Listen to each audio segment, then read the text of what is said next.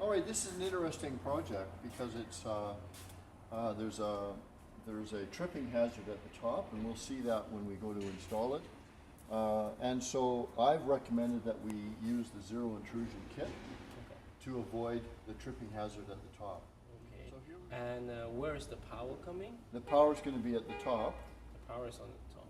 And is a left-hand configuration or right-hand? It's a left-hand configuration but from the bottom looking up, it's going to be on the left side. Yeah, we've got rails ready to go. One of them you've already cut, and then we'll cut the other one. Sherry, this is a very interesting power pack. There's nothing else like this on the marketplace.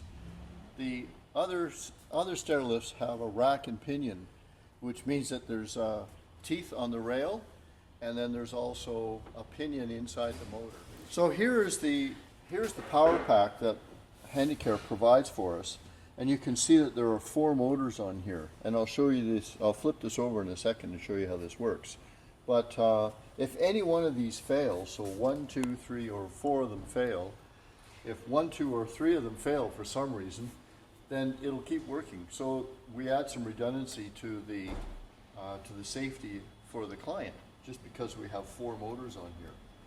This is such a simple system. So this has got 4 motors on it to offer redundancy, and a printed circuit board. Now the printed circuit board in most others would be a board, and then there'd be cables leading to it and so on. This is a completely integrated board. So in here is the leads to the 4 motors, leads from the batteries that we'll see here in a minute. That's it, that's all that's on there. And then on the underside we can see the charge points here. So this is what's going to run on the edge of the rail, and you'll see we'll put in a charge strip here a little bit later. Now here you can see how these motors grip the rail. So it's right here, here, here, and here. And you say, well, how does it do it? Well, this whole frame has a torsion to it. So when we install this, we have to use a special clamp to straighten it out. Otherwise, we'd never go down the rail. So again, from this side, we can see the 4 motors. We see the PCB and the 2 batteries and the frame. That's it. That's all there is. Now also, there are some safety devices here that we'll see later on. And this is so that when the power pack and the stair lift is running on the rail, if something hits on one side or the other, then it'll stop. So these are built in as well. It's such a very simple system. Example of a rail that we're going to use for the Handicare 1100, and this is a typical rail that we use for another previous Handicare product, but you can see there's a rack in here. And so whether it's Handicare or whether it's Bruno or whether it's Acorn or any of the other manufacturers, all of the other ones have some kind of a rack on it, either at the top like this or perhaps tucked underneath the side. So the very interesting thing about the Handicare 1100 is that this is the rail. It's very simple. And so the way that this rail works versus this and the motor is that it actually hugs or grips by friction onto this rail. So the next thing we're going to do now is attach these 2 pieces that Derek's already cut. And so the nose to floor, as you recall, was 87 inches. We've added 13 to that. And now we've got 2 50-inch pieces. We're going to put this together. And we're also going to put in the charge strip on the side.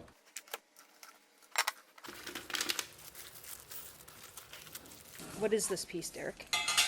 This is one of the joint between 2 rails. Okay. You put it inside and make sure both join together and it's square. And this is the fitting kit. Inside of the fitting kit. Well, there's lots of stuff in there. So normally, when we join it together, we need to make sure use a factory cut side and put them together. Okay. So Derek, which side are you installing this on? This cable? The configuration is because it's on left side. Okay. So the charging strip is facing the wall. It's also on the left side. Okay. Yeah. In the middle, if we don't strip out some of the extra plastic on the side. Oh, so you just have a little spare piece that you run it through? This charging strip is already bent, and we know the power is coming from the top. So this one I will leave it from the top. Okay.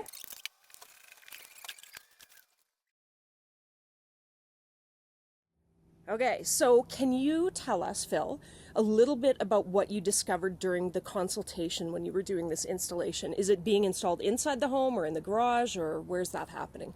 Well, they wanted to get our client to the main door right here. Yeah. And a couple of steps over here is going to be okay. Or even into the garage would be okay. But the key thing was getting from the main floor to the landing. Okay. So there's 5 or 6 steps, as we'll see. Okay. And that was very important to have her able to get down there. Okay. Are there any hazards or obstacles, such as doors involved, that you have to deal with during this installation? Yes, absolutely. There's an open area into the office. Okay. And there's a tripping hazard there. Okay. And so we have to deal with that. And then the other is a door that opens from onto the or into the landing from the front, and we had to be cognizant of that as well. Okay, very good. So can we see what the staircase looks like? Is it straight or is it curved? It's straight. All right. And it's wood. Okay. Breaks my heart. Okay. But, so that means that we're going to have to drill through the wood. Okay. And we're going to be very careful about how we do that. Okay, very good. All right, why don't we go inside and take a look? Do we need a dedicated circuit for the power source for this one? One of the simple things about stairlifts is that at peak it only draws 1.5 amps of power. Okay. So we certainly do not need a dedicated circuit at all. Okay. And so just any outlet is sufficient. fine. Okay, Yeah. perfect. Okay. And then what would you say is the best stair lift for a bi-level house like this one? What are we installing today? Well, we're installing a Handicare 1100, Okay. and the very interesting thing about this product is that we've got several options where we can configure the rails in different ways. We have got a slide rail, we've got flip-up rails, and we've also got a configuration for zero intrusion. Okay. And so today, for this particular installation, the zero intrusion is the best application because we can keep the cost down, we can avoid the tripping hazard, and offer all the same opportunities for getting up and down the staircase with any other stairlift. Okay, awesome. Thank The you. carpet, we're going into wood underneath there, and there's no visible damage at all Okay. that we make. And the leg screws that we use are pretty small. Okay. So there's just no issue at all. And then if the stairlift comes out later on a carpeted surface, it's really easy. Just vacuum it up, and the nap comes up. And it just kind of hides it. Again. Yeah, it's Yeah. fine. So you have a But lot on more this- leeway. But on this, when this comes out, there'll need to be some plugs or something put in, and ergo the reason for pre-drilling so that there's no ragged edges on those holes. Right, okay. And what about in the case of, one thing I see on the floor is some beautiful porcelain tile. What if the situation was that the tile went all the way up the stairs? How would you deal with that? Same thing. Yeah, just Yeah. pre-drilling and, Break your heart. yeah. But yeah, we have to pre-drill in that case, whether it's porcelain, ceramic, wood, whatever shows something is showing. Right, Yeah. okay. And heaven forbid there's steel. Oh, that would be a tragedy. In some homes, there would be a railing on that left side wall. Would you have to remove it in the case, like if there was a railing there on that side? We don't have to remove it. Okay. And so if you want to have a look on the other side, in this case, one of the objectives would be one of the possibilities would be to move that off. Okay. But there's a couple of things here that would allow us not to do that. And one is the staircase is very wide here. Mm-hmm. And really the typical reason for removing a handrail, if it's there, is because it just takes up more space. Okay. So we want to get the stair lift as close as we can to the wall. Okay. But in that case, where there's a handrail like this and a very wide staircase, it's really not required. What will be the most challenging part of this installation? When we set this rail in place, that we don't crack the hardwood. Okay. So, so in order to ensure that, we're going to pre-drill, and you'll see that as we do the installation. Okay. So now we've got these plates in place, and we've also got the base of the stair lift, the rail, just a shade above the floor, because we want to have the least amount of space that we can between the floor and the top of the footrest. That way we can keep the seat down as low as possible. Now the other thing that we've achieved is that because we've been able to move this back out of the way, you can have a look here that this rail is not going to protrude out into here at all. Now we can continue to move this away if we wanted to, as far as this, so that we can also keep this flush here. In this case, we've had the rail a little bit longer, just because it gives us some more options. And so we'll end up moving this rail forward to about there, so that, again, the rail is not going to protrude out beyond or into the walking area. All right, so the next thing that we're going to do is we're going to mark the holes where these are, and we're going to pre-drill it. So we're just going to put some marks on there and pre-drill it all the way down. And the reason we're pre-drilling is because we do not want to crack this wood, so that we'll leave holes there, but we're not going to crack it. Right. Okay. So this is the other device that we're going to use to allow the footrest and the seat to move forward. So normally the footrest is going to be here, and the footrest and the seat, but what we're doing is moving it forward. And so that because we've moved the rail back, we're not moving the carriage back, we're moving the seat and the footrest forward. So you can see here, this clamp, we need to flush it with the rail, like that. And then we tighten up.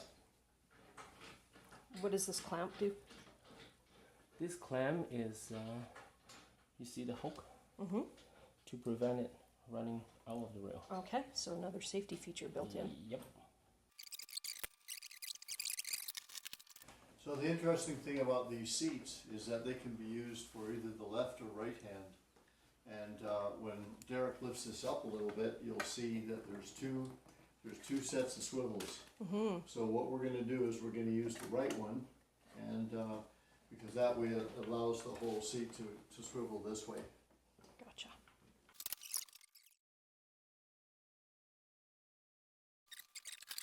I want it to be this way a little bit more. Oh, you want.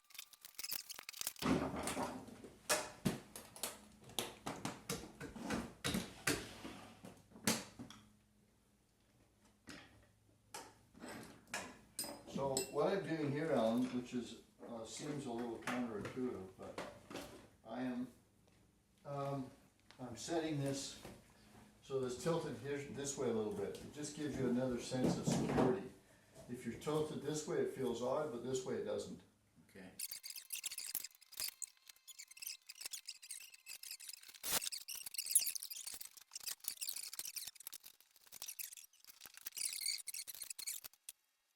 So this is as far up as it'll go, and you can see what's happening with the footrest. The footrest is up probably 3 inches from the floor. So the advantage of that is that if Marion has some issues standing at some point, we could leave it this high, because then when she turns, she's almost in a perch position. So that's why we have that rail a little longer, and yet we still avoid the tripping hazard coming into the door.